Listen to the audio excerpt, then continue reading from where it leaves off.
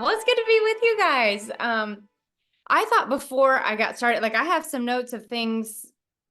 Jory had sent me some questions that she thought you guys would like to discuss, but it would help me to kind of target what I'm saying a little bit better if I know just where are you in your writing journey. So maybe you could just take a minute and let me know, um, do you already have, I think Jory told me everybody's got a completed manuscript, but I could be wrong on that. But like, do you have a completed manuscript? What genre are you writing in? And kind of what your goals are for your writing, because that way I can kind of tailor what I'm saying to the group that's here with us and what your goals are and kind of where you are. So whoever wants to go first, just genre, do you have a completed manuscript, and what are your general goals? That'd be helpful. Well, for me, I'm in the editing process, and because Okay. I'm a technical, as they call it, dummy 101, but I think there's a lesser class than that because I just can't get this technology stuff. But the editor that's been editing my book, we're going to actually get together on Thursday. So she's going to kind of help me to go through because I keep messing everything up. And so I was like, I don't want to touch it no more because I know she put a lot of work in it, and a couple of things I think I deleted, Jory. And she's like, why is she deleting my edits? And I'm like, oh my God, I didn't think I was. I was trying to like rewrite over what she wanted. So and my goal is just to be able just to reach people in regards to like child custody or any type of court custody, because the court system basically runs the same as far as what's required, as having the evidence, as having witnesses and stuff like that. I was in a child custody case, so this is based on my case, but Okay. using different people to avoid chaos.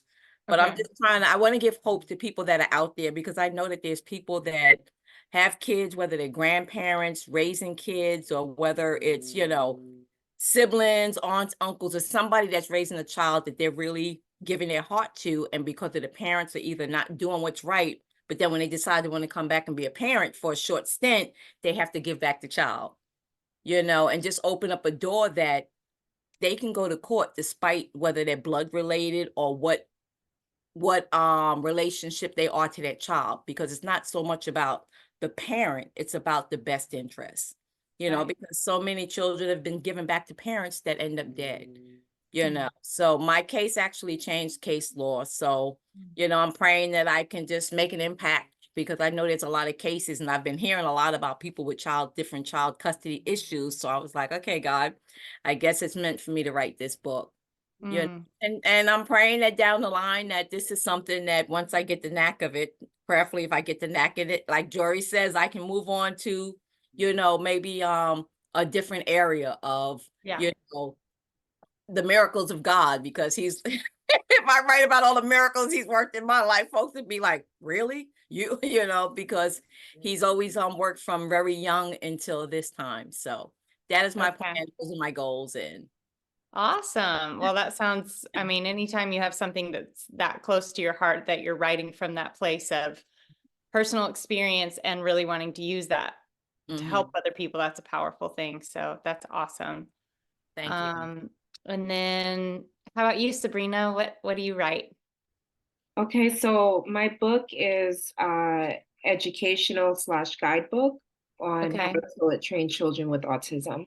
So I've been in the field for a long time, and I've toilet trained so many different children that nobody else wanted to toilet train, but Mm.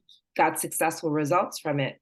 So I actually, a coworker of mine, she said, Sabrina, you need to do something about this. You need to uh, she was like, trademark this in some sort of way. And then I saw what Jory was doing in terms of writing a book. I said, what better way than to write it down so Yeah. that everybody could get the information? So I'm at the point right now where I'm trying to find a title that will work. The manual is completely done and edited. Um, so I know title is very important, but I want it to be a little bit different from what's out there. Um, Also, I'm working on how to, post it on my Instagram to see how I can attract the audience, to try to get, I guess, an email list. And then, I have questions like, after I publish, what if I get, feedback on improvement? I'm not going through a publisher. So how do I move forward? Do I do a second edition? What if I'm not inspired to write another book ever again? Because this is going to be my Right. career for the next, I'm not retiring anytime soon. So this is my career. So this is something I'm going to continue to practice. God bless you. How can I keep this useful information alive over time? Because I feel like this is something that's ongoing that every mom or parent or educator is going to have to do at some point is toilet train. And at some point, everybody's going to have a issue that they're going to need to come to, whether it's coming to an educator or somebody in the field that can help them. So I feel like this book won't die anytime soon because it's always going to be needed. So those are my questions. That's where I am. Okay. And those are my goals. Okay. So you said you're planning to self-publish. Is that what I heard? I believe I wanted to go through a publisher. I got feedback. I know Jory went in and spoke to me to an actual publisher that my manual was too small, not much of a big book to really get anything back from it. So I think self-publishing is the best route. Okay. And so I guess have to work on the marketing. I took myself off of social media because, I'm married, I have 3 kids, I work a full-time job and I hustle on the side, so I don't have time to go to social media and it takes a lot of my time away. So I literally got myself off of social media. So now I have to put myself back and try to market, and try to get my audience again. And I'm trying to slowly get there. I have my 20-something-year-old friends at work that are helping me and trying to, help me to get into it again. So Yeah. slowly but surely. Yeah. Okay. Okay. That's great to know. Thank you so much. That's exciting. You guys you both have that in common, just like you have this experience and things that have been really meaningful to you that are going to help other people. So that's a great place to be writing from. Diane, do you want to share? I don't know if it looked like you were still trying to connect audio, so it's okay if you can't.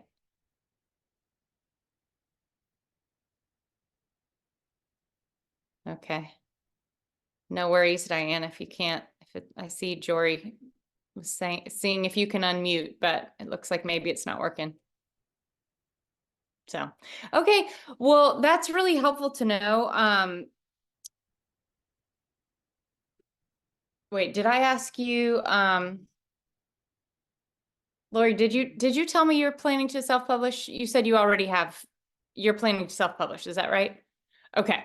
Okay. So, now let me ask you this. Would it be helpful, for the people who are going to watch this later? Are there others who are trying to pursue traditional publication? Would it be helpful for me to talk about that as well? Or do you guys want to just focus on those who are here, who are going the self-publishing route? Because we can go either way. What do you think, Jory? I think probably let's do the traditional publishing maybe at the end. Okay. We can do that. And then Ooh, I've that got way, an echo here. yeah, because she's on 2 different devices. Okay. And then that way, if anybody needs to jump off, they've gotten what they needed right where they are in this time, and then later, right, like Sure. if they want to, like, oh, now I'm publishing through a traditional publisher, where's that video, right? Sure. Okay, sounds great. Well, first of all, congratulations, you guys, on like having written a book, because not many people can say that they have done that. And I know how daunting it is the first time you sit down and you're like, I think I might want to write a book, but I don't know if I have what it takes to actually finish. That's how I felt the first time I had this novel idea. And I was like, I think I really want to write this. I have no idea if I have the patience and the stamina to see this through to the end. And then I was so proud of myself when I found out, oh, I actually do. Like, I finished a book. It took me, my first book took, my first novel took me like 9.5 months just to write the whole first draft. And then, of course, as you have probably begun to experience, the editing process took way longer. But and that was such a big moment. So congratulations on getting that far. And it seems like you guys have really clear goals. And that's another big step too, to know, okay, I know what my intentions are for this book. So it looks like, is that Diane? It's calling you iPhone, but is that you, Diane? You got on Yes. another device. Yay. I'm on my iPhone. Can you hear me? Yay. Okay, great. So glad that you could join us, and we can see you and hear you now. Yay, that's wonderful. Do you want to let me know kind of where you are, what your goals are, what genre you're writing in as well? I don't know if you could hear what the ladies were saying, but I would love to Yes. hear from you as well. Okay, yes, I heard everything basically from the beginning. Awesome. So, okay, let me see. Run is finished. I think my name is Run. It's a novel. 2718 is in progress. That was my shield number. I was the first Black female paramedic in the city of New York, and then I became a medic instructor. And so those are stories about working as a woman in a male dominant environment.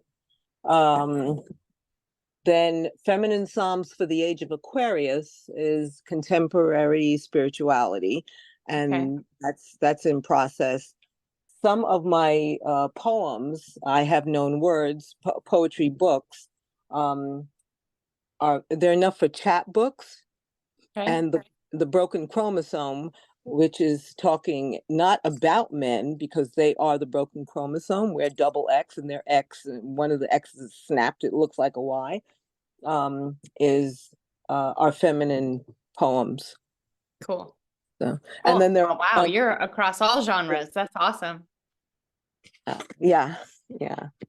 So, knowing that I had 2 things that were completed, I've just been editing and wondering, okay, how am I going to get this out there? Because 10 years ago, I said, oh, I'm going to self-publish. 20 years ago, I said, maybe I should just, send Oprah a story or, try to get into Doubleday's. And then I found out you need a literary agent, and it was a nightmare. It's a whole process. It's a whole thing. Yeah. Yeah. Yeah, I understand that. Okay, well, that is awesome. And I love that you write in multiple genres. I do too. And sometimes I love that I do that. Sometimes it's frustrating that I do that because it's hard. It makes life a little more complicated for you when you have multiple different things that you're interested in. It can be hard to focus and figure out, okay, well, which one does God really want me to do? Which one should I do right now? Which door is opening? So I understand that as well. I changed my voice. So when there are things that God says, you need to write this. And so I write it. And I'm watching my pen move and wow, that's interesting. Oh my gosh, that's fascinating. Oh, wow. Thank you, Lord. That type of thing. And then there's stuff that's coming from me. And and I don't necessarily have to speak in the first person. I love that. Lisa TerKeurst, somewhere, I think it was in the intro of one of her books, she wrote that when you're writing, especially when you're writing spiritual books, she said writing is a sacred adventure with God. And I definitely feel that way. Even when I'm writing fiction, to be honest, I feel God very present in it. And I don't know I'm sure that you all understand that. It sounds a little mystical when I try to explain it to people who haven't written before. I'm like, I'm not usually a woo, I feel the Lord kind of person. I'm very pragmatic. I'm very emotional, but also very pragmatic and show me the proof in the pudding. But when I'm writing, I very much feel God there and I feel him involved. And I feel the Holy Spirit as part of that creative process. And it's so beautiful and it's exciting to me. So I love that you feel that.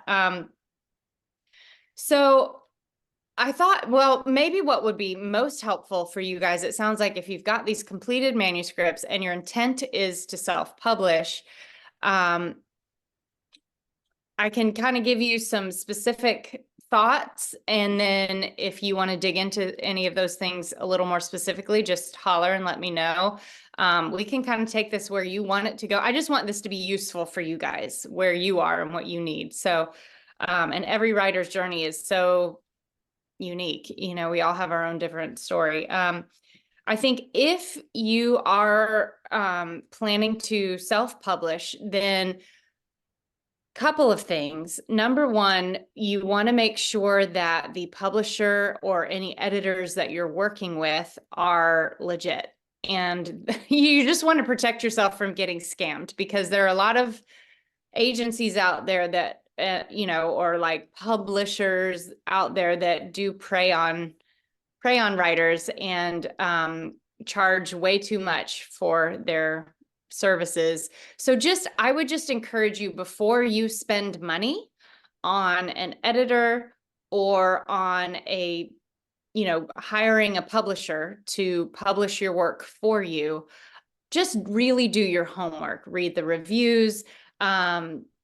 There are like writersdigest.com is a place where you can go, and they have resources where you can kind of look through and filter through to make sure it's not a scam place. Like, is this legit? Just really do your homework before you spend a lot of money. Now, like some of the places that you're going to work with, they do charge a pretty penny, but they're legit. For example, Westbow Press is the self-publishing arm of Thomas Nelson, I believe. And they're legit and they do good work, but they're pricey. It's gonna easily cost you $2,000 to $3,000. And these may be even old numbers. This is from several years ago. But when I looked into them, I want to say that just hiring one of their editors to work with you before it got published was a $2,000 to $3,000 investment. And then whatever publishing fees and layout fees and that kind of thing. So it was pricey, but they're legit. So, you know, you're getting good services, but then you have to have that like cost benefit analysis. Like, okay, but how many books am I actually going to sell? What would be my profit margin? And is it going to be worth it for me to sink $3,000 to $5,000 into this book on the front end? Am I actually going to make that money back? So first, I would encourage you to really do your homework, and you guys may have already talked about some of that. Ask writer friends who they've used, who they like. Of course, if you do like the KDP program and those, you're doing a lot of that work yourself, and you're saving money by doing it yourself. I don't consider myself an expert on that. I have to say, like, I haven't done it. I know people who have, and I've read about it. My understanding is if you're going to self-publish through, like, you're just going to do the digital, you know, an ebook, it's still wise to invest in hiring a graphic designer to design a really great cover for you. If you try and that's not your natural skill set, and you try to make one for yourself on Canva or whatever, it's going to look like you did it on Canva. And it's just going to make it less likely that you're going to be able to sell successfully. So that is what I have heard from friends who have gone that route, is make sure that you do hire an editor to really get your manuscript super clean and professional. And then also make sure you hire someone to design your cover for you.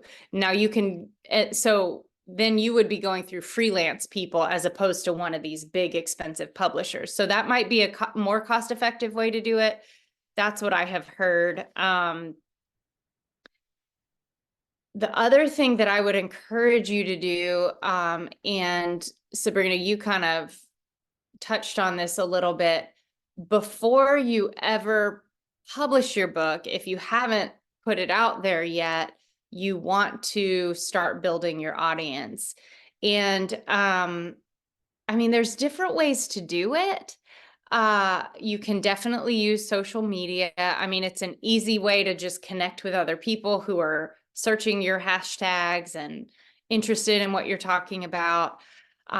It's definitely a good starting place. I have found that one of the most effective ways is building an email newsletter, building a newsletter list and sending out regular newsletters to your readers. And you have to be patient. It takes time. But the nice thing about building an email newsletter list like that is you're not going to lose it. Like once you own, I say own, but once you own an email list, it can't, like, your account isn't going to be erased. Like, you know how sometimes you get locked out of Facebook or Instagram and like crazy things can happen and suddenly you've lost all those followers that you spent months trying to build. An email newsletter is a bit more reliable. Typically, so there's a website I'll recommend to you. It's by a guy named Rob Eager, Eager, and I believe it's startawildfire.com. It's wildfire marketing. Hang on, let me look it up before I tell you the wrong thing. Let me just make sure that I'm telling you the right thing. But I really love his advice. Yeah, it's startawildfire.com. And I would recommend that you go ahead and join his newsletter. He sends out a quick hit newsletter every Monday. And he is really the expert on building an audience. He'll give you all kinds of super practical tips on what you need to have on an author website, how you convince people to sign up for your newsletter, buying Amazon ads. He has all these courses you can take. They're a little pricey, but I think they're worth the money. He's really good at what he does. So I won't go into all the details of that, but I do think if you want to set yourself up to actually be able to sell books, and those of you who said, hey, I don't just have one book in me, I plan to sell more down the road, building that email newsletter list along the way is going to set you up to stay in touch with your readers and give them updates and tell them if you're speaking somewhere or if you're working on a new blog post or you have a new article up or you guest podcasted somewhere or however it is that you're trying to share about your work and connect with people who care about your topic. You can share that there and keep them informed. So that's something I would encourage you to do even before your book comes out. It tends to be something that we as writers don't think about until later, but the sooner you can get a head start on that, the better your chances are that you're going to be able to sell a book, sell more books and hopefully, make your money back. Any questions about any of that so far? Do you guys want to pause on any of that? What does an email newsletter exactly look like? What is that? Yeah, so it's basically just, let's say you have a really basic author website with just your name, what you write about, your bio, just super simple. You would have a place on your website where you say, hey, let's keep in touch, sign up for my newsletter. And usually the services that I'm familiar with, I use MailChimp, and it's a subscription service. I do have to pay monthly for it. There's also Constant Contact. And I know there are others. Those are the two that I'm familiar with. But you set up an account through MailChimp or Constant Contact or whatever service you're using. You input all the email addresses of people who want to receive your newsletter. And then you would go into that service and write out just an email. Basically, you format and write out a simple email to your readers. Hey, it's Sabrina here and I've got an update. My new book is coming out in a month and you can pre-order from this link, or here's a little teaser. Here's part of chapter 1. If you want to read more, pre-order the book and you'll get it early. You know, you can have all those little promotions, and then the service sends the email for you to everyone all at once. So it's nice, and it doesn't get flagged as spam as often. Like, you could do that, you know, manually, like send a huge email to all of your friends and family, but you could get flagged as spam for doing that. And so going through one of those services allows you to, it's super simple. They have it very streamlined. And they'll give you a link that you can embed on your website, or like say you're on Instagram and you have your little bio, you know, you could have the link up there where people can sign up for your newsletter there, and then they automatically get added. And anytime you share a new newsletter, they get it. Does that make sense? Okay. And then, like, most of them, I think that the monthly fee, depends on how many subscribers you have. So if you're starting out with 100 or 200 subscribers, you're not going to be paying much of a monthly fee.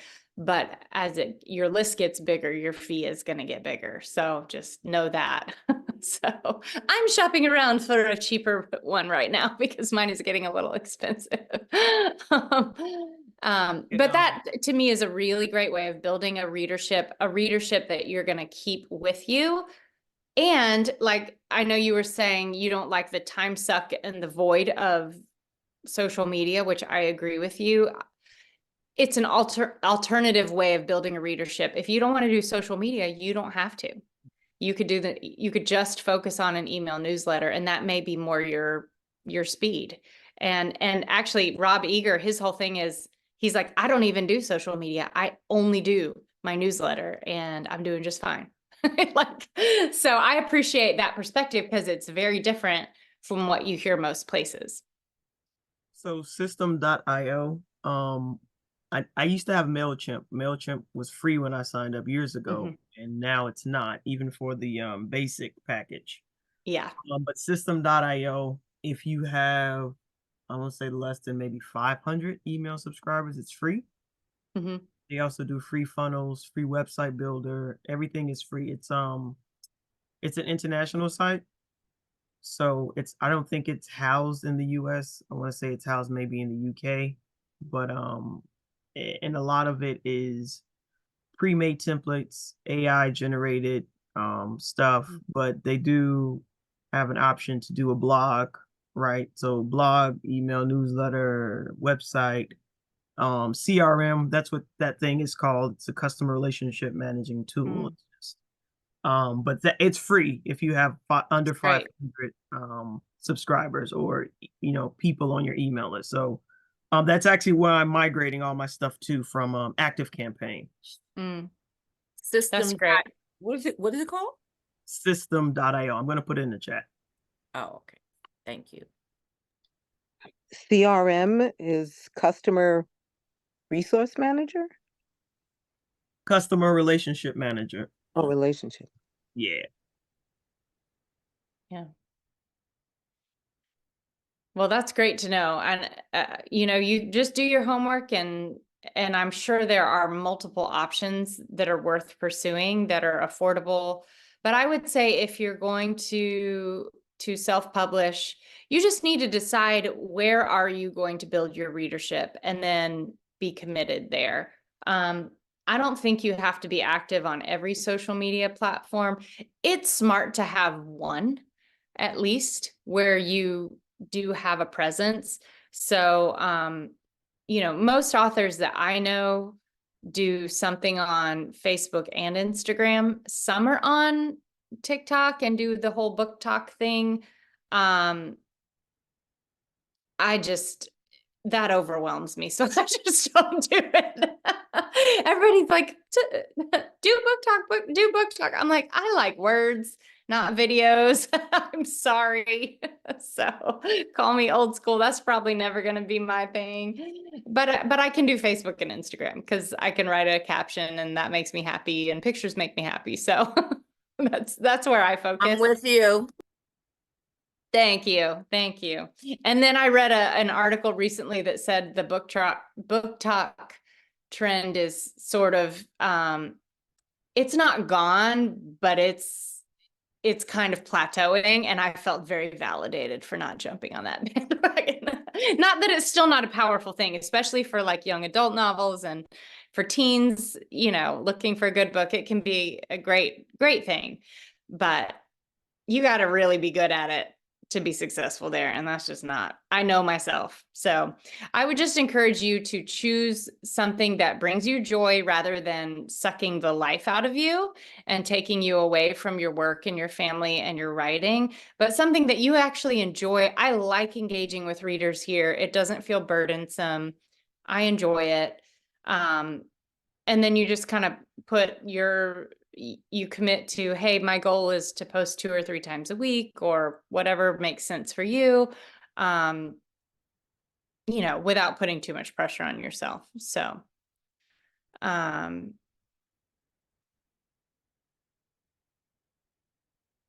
will say, I mean, have any of you already published your book or published a book? I know Jory has, but has anybody else actually published one yet? Or are you all still in that prep phase? I'm still prep. Okay. Okay, that's great. I'm still in the prep phase. I have 1 poem and 1 short story, or 2 short stories published in the New England Journal. Oh, good. Yeah, That's the exciting. book is here. That's Yeah. so exciting. Well, I honestly, I think that's great, because I would just encourage you to not rush your book out before it's ready. I think that is a mistake that a lot of people make when they're self-publishing, is because you don't necessarily have the team of people that you would have if you were going through like a bigger publisher, that team saying, hey, this isn't ready, this still needs work, let's do this and this and this. So you are the one holding yourself accountable. So just, you guys can be that for each other, like reading over each other's work, making sure it's actually publication ready, actually in a great place.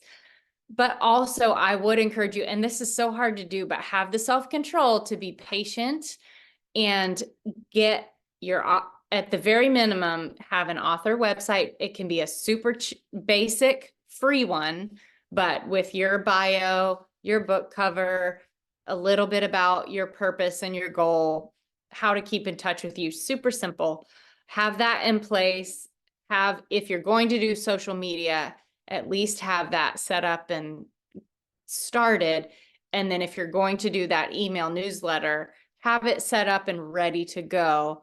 You just want to have that already when you get started, rather than just throwing the book out there and hoping that someone finds it. There is so much noise in the publishing world. Like, I mean, even when I have had the privilege of having a publicist and a marketing team behind me, there are times when I just feel like I'm shouting into the Grand Canyon and everyone is thousands of feet below me and they can't hear me because there's so many books out there. So whatever you can do ahead of time to set yourself up to be able to market your work more effectively, you will be glad you did that ahead of time, rather than just being like, hey, I put it out there. It's there, world. Somebody find it. Yeah. So. And Rob Eager has some great courses you can take to educate yourself on things like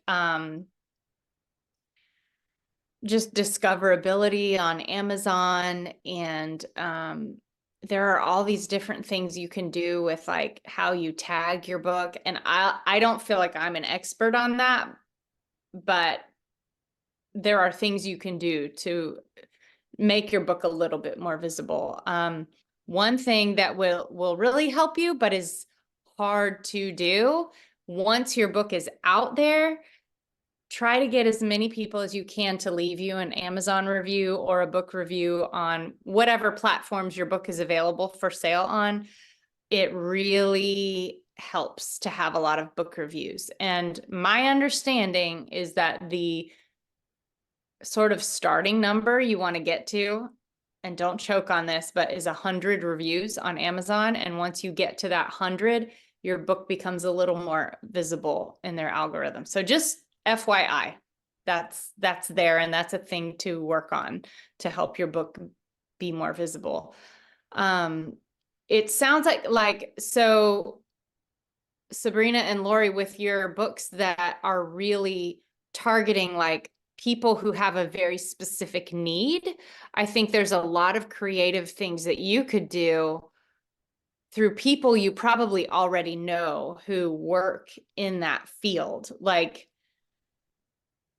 can you share this with some of your clients? Can you share this, just tap some people's shoulders. I have a friend who has a picture book, and oh my goodness, I can't wait till it comes out. It's beautiful, beautiful, beautiful. It's a reinterpretation of a classic Christian children's song that, anyway, it's just really beautiful. I don't know how much I'm allowed to say, but one of the things that she's going to do is make connections with pregnancy resource centers for moms who are trying to decide whether or not to keep their baby. She's going to try to make her picture book available there. She's trying to make inroads at these very specific places where people would care about her message or would need her message. So think about that too. Like, you probably already know some people who could help you get your book into the hands of people who are going to need it. So whether that be special needs teachers, Sabrina, like, hey, tell your moms in your classes, this is available. I mean, there are all kinds of creative ways that you can connect. So, is there anything else you guys would like to talk about on that front? I wanted to kind of put a little ease in terms of the newsletter. The cool thing is that you can batch it.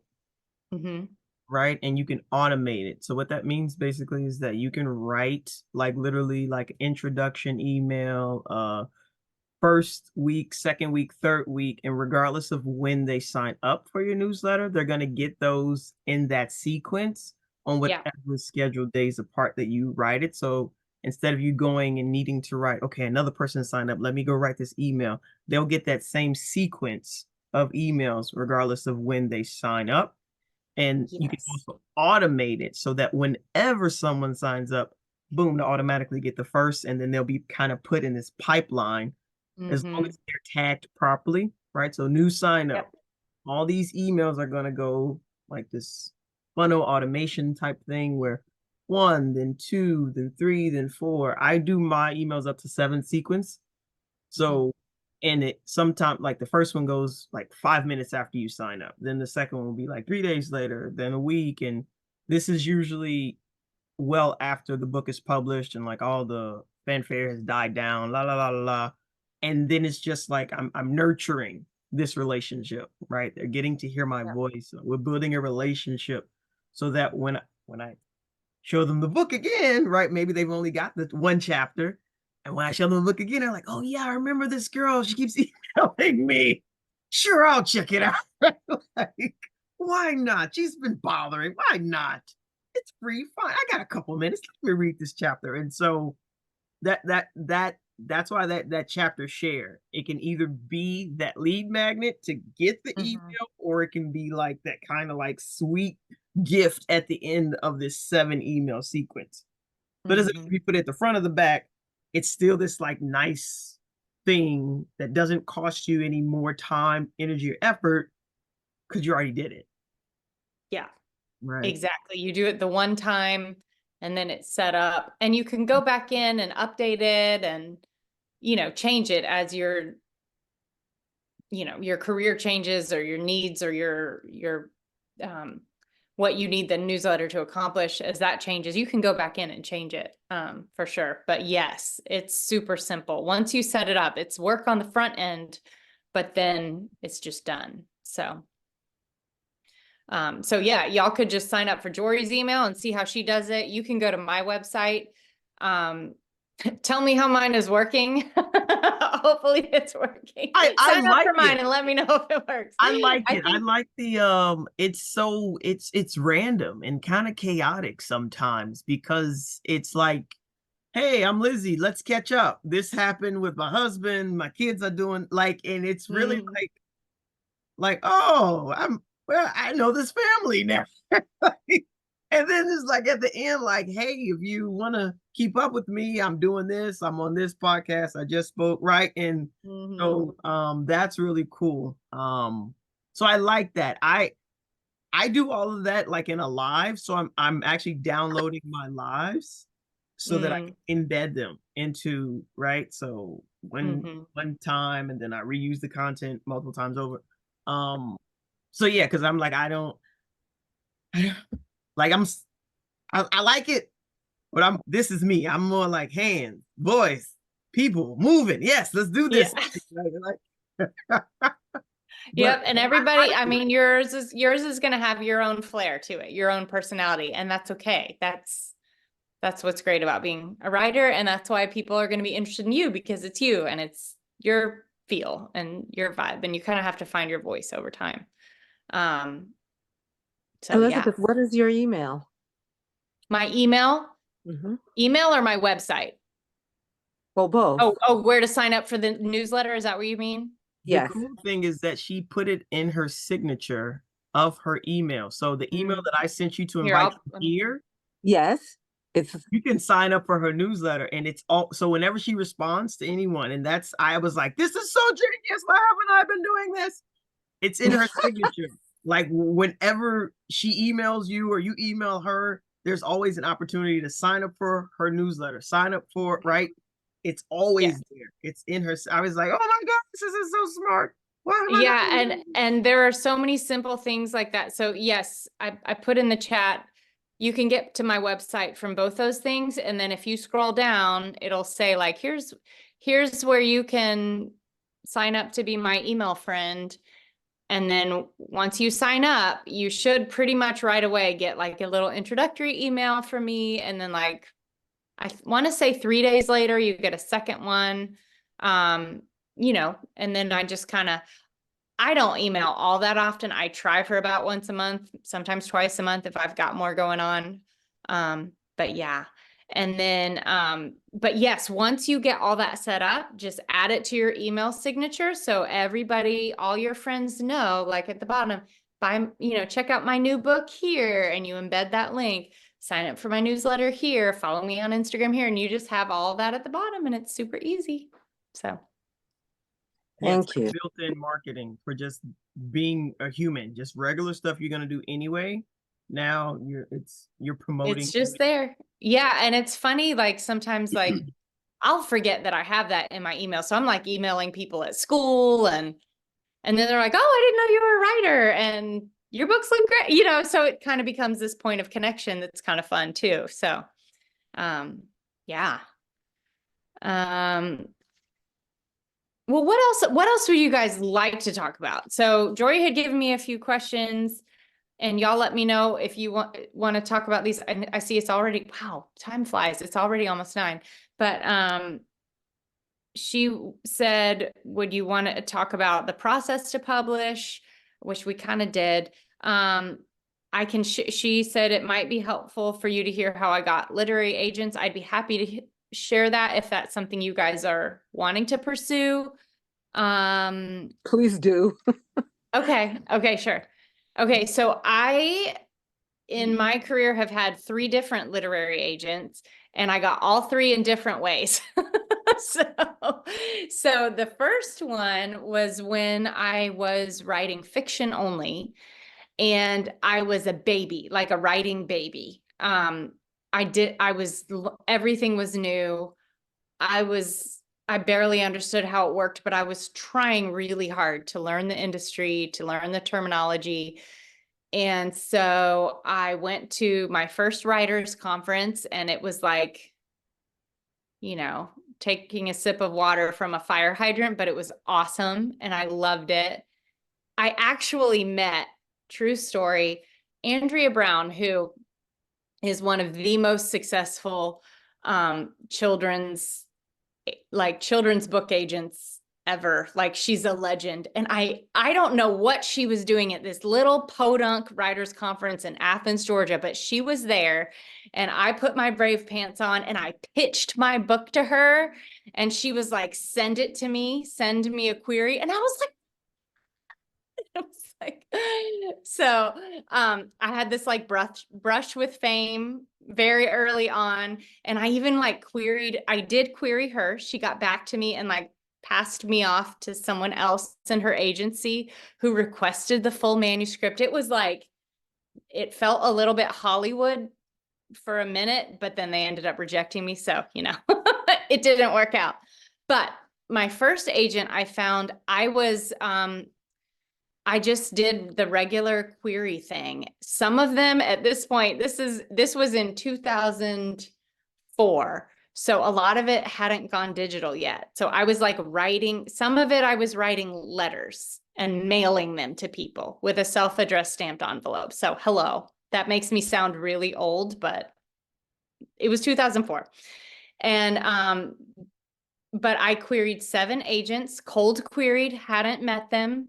I queried 6 by mail and 1 by email, and actually ended up getting my first agent from that first batch of 7. Now that is not normal.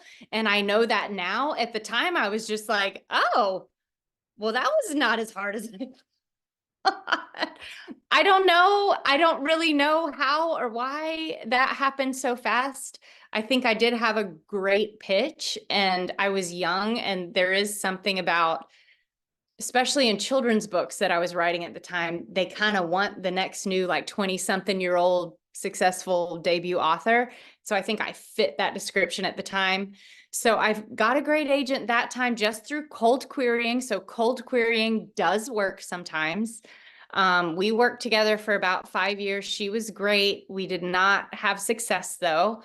She just wasn't able to land a contract for that first book. So after 5 years, I was kind of ready. I just felt like I needed a fresh start. So I just, we parted ways.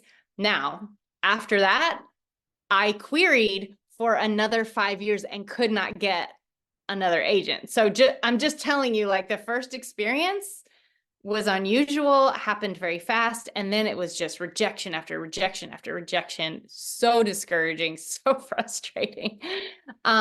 So my second agent though, once I decided to open up and stop just writing fiction, that I was ready to write faith-based nonfiction, I went to a conference because so much of the networking happens face-to-face. You definitely can. Like I said, you can get an agent from cold querying. You totally can. But I personally, in my experience and observation, if you have met someone in person at a conference, your chance of working with them probably doubles. Like, because they've met you, they know that you can speak in coherent sentences. They know that you are a functional social person who could handle having a book contract and being on podcasts and whatever else is involved. So I went to another conference and I studied all the editors and agents who were going to that conference. And they were some of them were offering to do paid critiques. You could pay like $50, I think it was. And you would send them before the conference, like 2 chapters of your work in progress, and they would give you feedback. And so I figured, hey, that's valuable professional feedback regardless, but I'm specifically going to send this to agents that I think represent what I write and I might like to work with, just in the off chance that a good connection is made. Sure enough, I ended up in conversations with both of, I had 2 agents critique my work. One critiqued a nonfiction proposal that I was working on, When God Says Wait, which did eventually get published. And then I also got critique for my fiction. And I talked for several months to both of those agents, like back and forth. What if we work together? One of them made an offer of representation there at the conference, which was unusual. She was like, I really like this and I want to represent it. And I was like, oh, okay, I'm not ready to give you an answer yet, but let's keep talking. And we ended up working together, and she was awesome. And she was the one who sold When God Says Wait for me. And she sold When God Says Wait, When God Says Go, When God Says No, and then helped me move over to a bigger publisher with All the Feels and All the Feels for Teens. So she did a lot. We did a lot together. So again, with her, I met her at a conference, and then she retired, and the agent I'm with now actually was like, we got connected by a mutual industry friend. And so that was really nice. I think if you've been in the industry for a while, then you can kind of be like, hey, I'm looking for someone. Do you know someone who represents what I write? Can you put in a good word for me? And so that's really nice if you can build to that point. So I share those 3 stories though to tell you that there's many different ways to get agents, but I do believe that cold querying still works. And so if you are looking for an agent, really do your homework, but I will encourage you to, we can get I don't know if everybody calls it this, but my writing partner and I call it, you can get like an agent crush, where you find this one agent and you are sure that they are the only agent for you, and you need to like marry them book wise. And then if they don't take you, you feel crushed. But there are hundreds of agents out there, and so many different, probably thousands. There are so many different great people out there. So just don't put all your eggs in one agent basket. You've got to really do your homework and try to query a bunch of different people. And be resilient, because you're going to get a lot of rejection. I just have 2 questions. Thank you for sharing that. When you say cold inquiry, what do you mean by that exactly? And my second question is, where do you go to these writing conferences? You just Google them, or? Yes. Okay. So first question is, so let me type it in the, so it's called cold querying. Basically, so when you're looking to get an agent, you write a query letter. And there's a whole specific format. And even if you just Google how to write a query letter to a literary agent, you will find so many different articles that teach you how to do it. A couple of places that let me give you some resources. Mountain Christian Writers Conference. Okay, this might not be a perfect address, but it's a mouthful. The Blue Ridge Mountain Christian Writers Conference is one of the conferences that I went to. It's specifically for Christian writers. So don't go if you're writing secular stuff. It's not going to help you that much. But their blog is very helpful, and they have a lot on there about how to write a query letter. So a query letter is, you introduce yourself, you pitch your book, you try to entice the agent, like, my book is, called this, and it teaches moms and others who work with special needs children how to toilet train autistic children. And I can speak to this because of my years of experience. And you tell a little bit about your background and why you're an expert on this. And then, you ask them if they're interested in seeing more. Usually with a query letter, you will include a sample of the book. And every agent on their website will have their submission guidelines. So look up their submission guidelines. A lot of times they ask for about 10 pages, and you either paste it, you don't send an attachment. They will typically not open an attachment. You paste it to the bottom of the email. Or I've just noticed, because I'm querying again for my fiction, there's a new thing where a lot of them have a query manager or a submission manager, and it's like a separate website where you fill out a form. It's almost like a fancy Google form, and you fill out all the stuff, you send it to them, and typically they'll respond in 4 to 8 weeks. Everybody has a different response time. So when I say cold query, what I mean is someone you've never met in person. It's a cold contact. It's a cold call. and you're just sending it out into the void of their email inbox and hoping they read it and respond. So it can be done. They get hundreds. Some the good agents will get hundreds of those a month. So it's hard to rise to the top of that pile, but you can. If you hit the right need and the right moment and you have an awesome query letter, you can do it. And then it looks like Jory added some, thank you. You found the correct website address for that conference, and then a article to give you examples for how to write query letters. As far as writers conferences, yeah, just Google and do your homework. And then you might even ask if you guys have other writer friends, like, have you gone to a conference that you found helpful?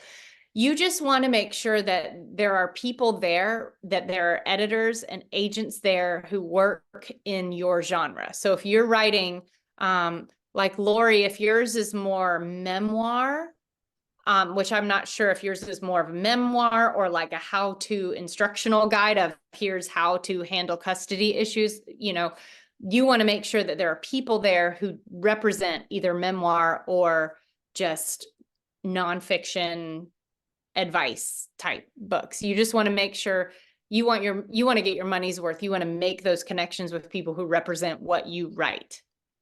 Mm-hmm. I belong to the IWWG, the International Women's Writers Guild, and they have a 1 week seminar every August, I believe, where you can go for the 5 days, the weekend, or the total 7 days. Nice. And it's usually on a campus. 1 year was at Brown University, and one was Jersey, Rutgers, and they're all different kinds. And they have attorneys. All they do is read book contracts all day long and amend the ones that people bring. Like, yeah, okay, now what if your book takes off?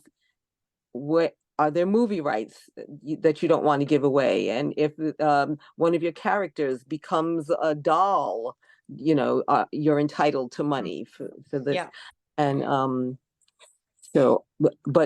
my question is, would a literary agent put you in touch with an attorney who does book contracts? Did that happen to you?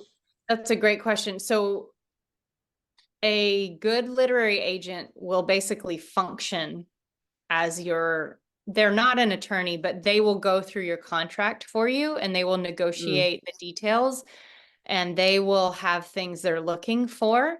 But you need to read any contract that you get, and you go to your agent and say, I don't understand this. Can you explain it? Or I don't like this. Can you explain why it's this way? I would like to consider changing it. Is that a realistic request? And they'll tell you, oh, that's normal because blah, blah, blah. And they'll set your mind at rest. Or they'll say, you're right. We need to get that changed. And they go back to the publisher and they negotiate and they make those changes for you before you sign. So they are super familiar with each publisher's contract, and they have certain things that they're looking. Their job is to protect you. Your agent's job is to give you a successful career and keep you out of, you know, hairy situations that mess you up. So yeah, that's really something that they will do for you. Thank you so much. Yeah. That's one of the things I'm really grateful for, because I wouldn't know how to do that. And I will say too, if you do work with an agent, typically they're going to take 15% of what you make, and they deserve it. I've heard people who don't yet have an agent before kind of be like, that sounds suspect. Like, why would I give part of my money? I do not begrudge my agents their portion, because they earn it with what they do, and they do so much more than just negotiate your contract. A, they get you the contract. B, they make sure it is in your best interest. And C, if you ever have trouble with your publisher, which things happen from time to time, and maybe your publisher isn't pulling their end of the marketing deal. I've gone to my agent before and been like, I haven't heard from them, and this needs to happen, and this needs to happen, and this needs to happen, and I'm getting worried. She will go to them. So my relationship with my editor is protected. I don't have to be the bad guy. She'll be like, hey, so-and-so, Elizabeth and I are just noticing that it's time for this, and we haven't heard from you. Can we have a Zoom call soon? So she's the bad guy. I'm the good guy. I'm pleasant to work with. So they earn, to me, it is worth that 15% and then some. They do a really good agent is worth that money. Okay, thanks. Yeah. When you go to a large place, let's say like Doubleday, and they offer you, let's say, $325,000 for your book, and you give away your first year serial rights, and so they can do what they want to do, you still have to have a contract so that whatever they're doing is within the boundaries of good and fair representation of what you're writing, of your book. Yes, they will not publish your work without offering you a contract, and you need to really go through it. If you ever find yourself in a position where someone offers you a contract and you don't yet have an agent, you can say, this is great, I need a little time to look it over. You can either hire an attorney to go over it with you, or just go really quick and find yourself an agent, and you're going to have a much quicker time doing that and a much easier time if you say, hey, I have this huge contract from Doubleday and I need someone to help negotiate it with me. Some agent is going to be very happy to take you on if you're in that position. So. Right. And they, what I was told was when they give you that check, that 6-figure check, and, now you've made it, they take their money out of that 6 figures. Like, do you have to publish it 5,000 books for the year in order for them to recoup the money that they put out initially? Yes. So what they will, if you're working with a traditional publisher, they are going to offer you an advance. And the rule of thumb is you can tell how many copies they think you're going to sell by how big your advance is. So if they offer you a $5,000 advance, that's a good advance. They think they're going to sell they feel very confident that you are going to sell 5,000 books and they're going to make that money back. So if they offer you a $100,000 contract, then they have a lot of faith that they are probably going to sell at least 100,000 copies. So you get that advance typically in 2 to 4 payments. One of the things my agent always fights for me is to get it in 2 instead of 4. So I'll get half of it up front when I sign the contract. And then the other half, once I have turned in my manuscript, and usually they'll give you anywhere from 5 months to a year to turn, and you can negotiate that date to turn in your manuscript. And so once I turn it in and they accept it, they read it and they say, yes, this is publishable. It still needs to be edited, but we can publish this book. We accept it. Then I get the second half of that advance. But once the book comes out, the book has to earn that much money before you're going to see any royalties. So the nice thing about having a small advance is you can make it back very quickly. So like in my example, like my experience, my first traditional advance was for When God Says Wait, and it was small. So I earned it back in the very first cycle, the first pay cycle. And then I started making royalties right away, which was really nice. Now, some of my later advances have been bigger and I haven't earned them back yet. So I'm actually not making consistent money on those yet until I hit that point and I sell that number of books. I'm not getting royalties. Whereas my earlier ones with the small advances, I'm actually still getting paid for those. So, sometimes it's not that bad. It's not a bad thing to get a small advance. You're going to earn it out quicker. So the elephant in the room, with that money, are you responsible for paying your own taxes? Does your agent say, okay, you've got to do this quarterly? Nobody tells you that when you self-publish. You've just got to know what to do. So Yeah, you should you also are have a good responsible. accountant. You are considered self-employed, so you are responsible for reporting your earnings. Now I feel like I get sent, I think my publishers send me a W-9. Is that the name of a tax form? I think they send that to me. So I include that with my taxes, and that makes it easier. Like, this is how much we paid you this year. But I'm responsible. My agent and I have never talked once about taxes. So it's my job to keep track. But yes, your publisher will at least send you that form, or should. And if they don't, you can request it. Okay, yeah, that's a good thing to know, because I don't want to be collecting royalties in jail. Yeah. And generally I don't know if this number has changed, but what I try to do is I try to plan on a third of what I make going to taxes.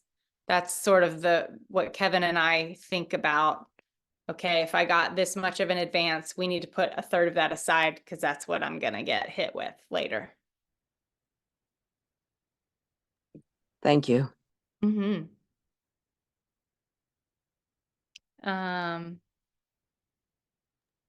you guys have the only other thing that could be helpful to talk about? Wait, let me just look. I had a few notes.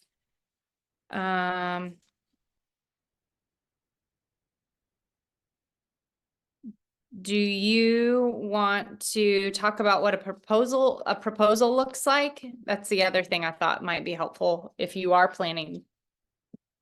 But if not, we don't have to. That's certainly something you can Google. I have sample book proposals as well as like Awesome. a breakdown of what the pieces need to be. So I've done query letters, I've done code query letters. I'm attending a workshop, a writer's workshop in April of this year. I've done rubbing elbows at different book signings of people in the industry, and that part that you just shared about like the money and the taxes and the advances and I gotta pay you back, like all of it is like anxiety ridden. So like that's why I continue to go like the self-published route. I'm like, listen, I can count my money. If I want to make more books, I will sell more books. If I want to pay more taxes, I will sell more books. If I don't, I'm okay. Like I'm in the driver's seat and we driving on the slow lane and I'm okay driving. So like, until my faith gets to the point, or I'm still sending out proposals, still sending them out, because I don't know what God's plan is, right? I'm not trying to, right? I did get interest in one from a publisher, from Morgan James. Yeah. It's another Christian publishing agency. But I don't know. It doesn't, I'm like, I don't know. Like, I don't know. Like, I don't know. I don't know. Like, I don't know. We could talk separately about this, but I'm like, I don't know. Yeah, I have thoughts on Morgan James for you. Yeah, let's do that when they are very, they charge you money. You need to, so and it's a lot of money. Yeah, see, I don't like that. And I know Doug Jacoby has done one book through them. Okay. Erica Kim did a book through them. Okay. So you might be able to reach out to them and ask them how their experience was. I actually talked to them at one point and just kind of we interviewed each other, and I ended up feeling like this is way too much money and I'm not convinced that they can sell that many books. But that was, that's what I concluded, and that was about 10 years ago. It could have changed. So I am one person giving you one opinion, but in my opinion, they were very overpriced. So I'm in the process of publishing an anthology, right, where I'm a contributing author with them. So they wanted to though pick up my manuscript. I have a book called Idolatry of Hustle. I think I talked to you about that. And I don't know, like I'm just not like I'm not like, you know, I like when you feel like I'm not getting that feeling. Yeah. I'm getting like, yeah. That's the feeling I'm getting. Right. We haven't even gotten into like financials or anything like that, but just like I'm a very like if we good, I feel good and it feels safe and it feels warm, like my mother's hugs. But I don't feel that. I feel like a cold New York subway rat running across my foot, like somebody spit at me. Yeah. Like that's Well, that's not a good feeling. No, then the spirit's throwing you out red flags, Yeah. flags. That doesn't sound like you should do it, but I told them that like I'm exploring my options, right? Yeah, I like self-publishing. I'm gonna stay in my lane for a while. I'm just gonna be the best self-publisher I can be. Yeah. And that's, I think it's important to know what you want. And I have another writer friend who she just like, she thought about, she's a great writer. I think she probably could traditionally publish if she wanted to, but she was like, you know, I'm doing fine with self-publishing. And I'm happy with what I'm doing. It's low pressure, it's low stress. Because I will tell you that I feel pressure to sell books, you know, and my publishers are super sweet. We have a great relationship, but the bottom line is this is a business relationship. And if I don't sell enough books, they probably aren't going to want to work with me in the future. So I feel that. Now, I signed up for that. I knew that it was going to feel that way, and I'm okay with it, but it's not for everyone. And you know, if you're like, hey, I have this passion project that has my heart and I want to use it to help whoever I can, but I don't have to make money off this. My family isn't depending on this. Then self-publish, and that's great, you know, and enjoy that ride and enjoy doing it as something that you believe in and with that lower stress. So yeah, everybody, you got to kind of figure out your vibe and what works for you. So, because the traditional publishing route is a commitment. It takes most people about 10 years to break in, 10 years of hard work. You may write 3, 5, even 7 books that never see the light of day before you get that traditional contract. And not everybody wants that. I mean, you know, like that just may not be worth it for you. So don't feel like you have to do that route. Self-publishing is great. If you're like, hey, I want to help my family. I want to help my friends. I want to help some people in my community who I think need this book. It's out there, it's available, but I'm not going to stress. Then self-publish, and that's great. It's, you know, it's a great option. Question. So, Sabrina, I see you have to get off. Thanks for being with us. Oh, See you, thanks. Sabrina. Well, Thank you you so answered much. my Are proposals and queries boilerplate standard the way they're written, or are they tailored to the genre that you're writing? So there are sort of expected components to them, but they can look a little bit different.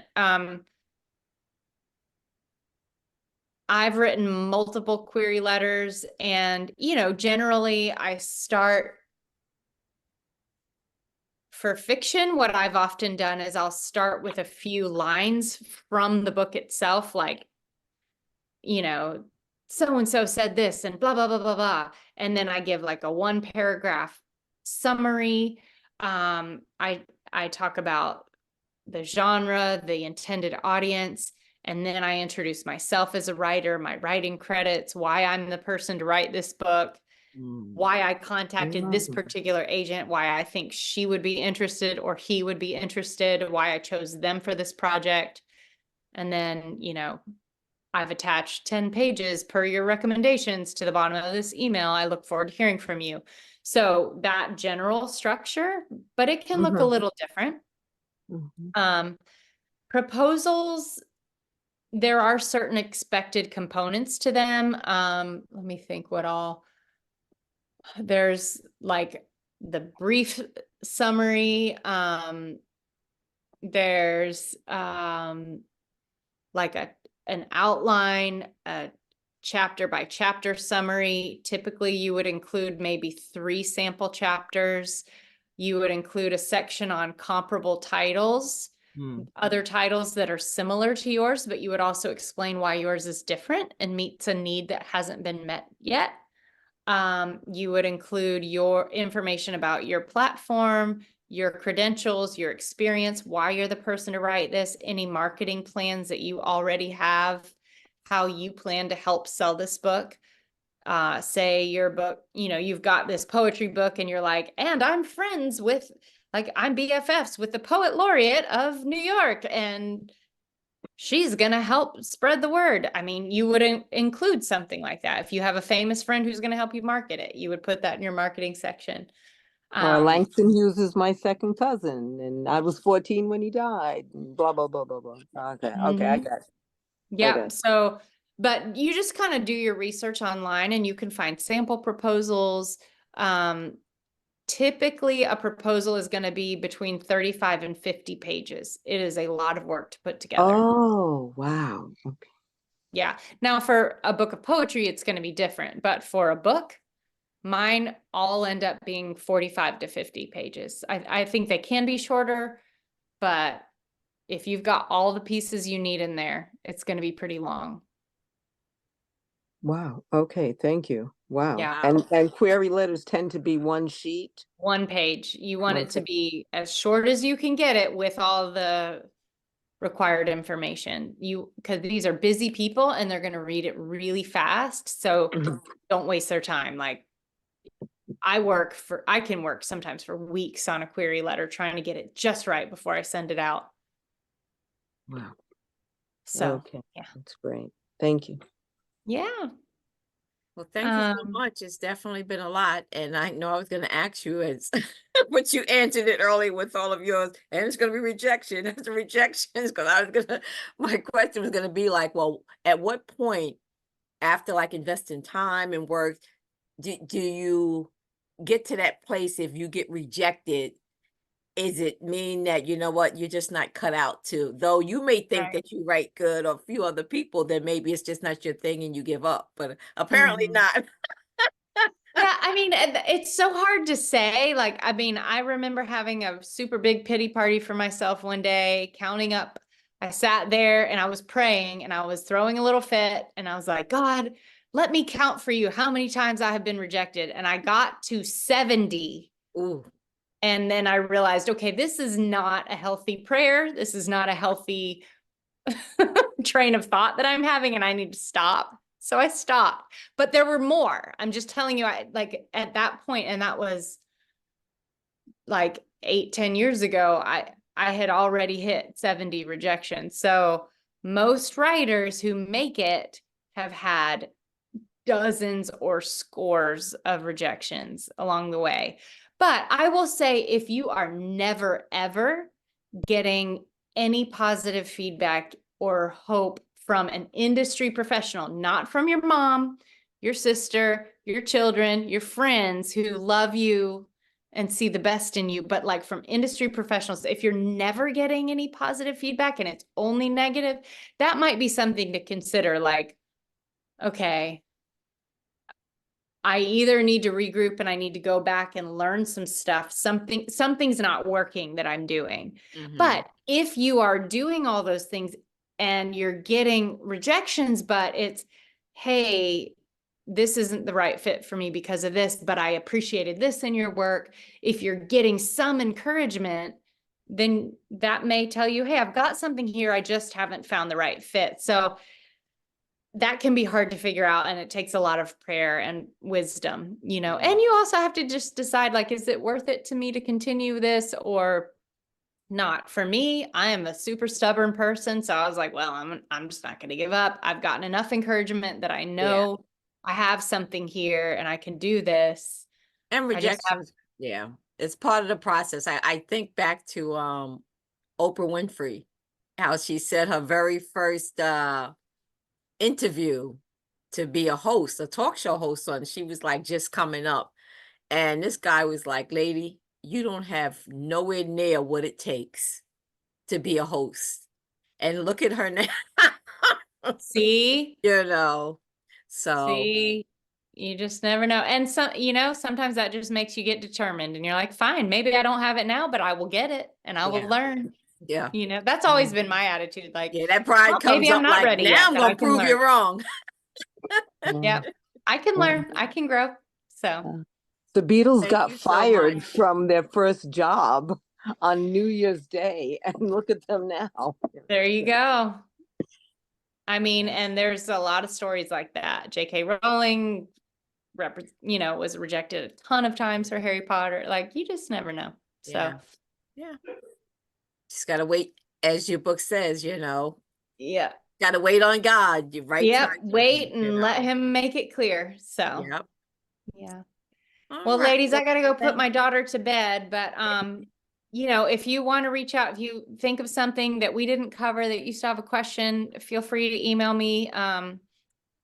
You know, I'm happy here. Let me give you all my email. Oh, you If put there's it in, I think already. You're a different one. I Yeah. think I put my Oh, it's website. But if you think of something that I didn't cover that it would be helpful for you to hear, you know, reach back out. But I wish you guys all the best, and thank I'm you. excited Thank you about your very much. work and how you're letting God use you and speak through you. That's really such a Yes. joy. And I know I it'll deeply speak appreciate to the it. people who read it. So I deeply appreciate your guidance and your wisdom and help, and that you jumped in the water before I did. And it's a blessing because you didn't drown, and that gives me Nope. hope. Still So, here. yeah, you and Jory, I mean, this is good. Yes. Yes. So, Well, I wish you all the best with your work, and I love Thank that you you. guys have each other, because that helps a lot to have other Thank people who you. are in the fight with you, trying to figure this thing out, keeping each other encouraged. So And Yep. if you want you more so much. encouragement and you're watching this replay, please go get All the Fields by Elizabeth Thompson. Oh, wait a minute. Let me. the commercial. Oh, Please go get All the Fields. If you're feeling discouraged on this book writing journey, go get this book. If you ain't got it now, you better go get it. Hey, Go get it. I appreciate that. Cool, I had a lot of fun cool. writing that That's book. lovely. Okay. Yes. Well, my Yeah. mantra, with me, it's impossible. With God, all things possible. So Amen. I have to say that. I'm Yeah. gonna land this plane. Let's call it a night. Lizzy, thank you so much. I really appreciate it. Thanks. Thank Appreciate Thank you everything. guys for much. having me. It was Appreciate really fun getting to know you guys. Yes. Same here. Take care. Thanks All for right. organizing, Okay. Jory. Good night Bye-bye. to all Yes. who Thank you. watch Good night. later. Thank you, guys. Thank you.